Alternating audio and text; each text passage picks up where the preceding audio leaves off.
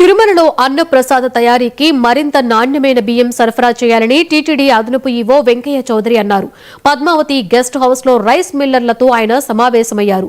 AP Telangana rice మిల్లర్ల association పర్యవేక్షణలో నిర్దేశిత ప్రమాణాలకు అనుగుణంగా టీటీడీకి బియ్యం సరఫరా అయ్యేలా చర్యలు తీసుకోవాలని చెప్పారు. తద్వారా టీటీడీకి మరింత రుచికరమైన అన్న ప్రసాదాలు అందించేందుకు అవకాశం ఉంటుంది అన్నారు.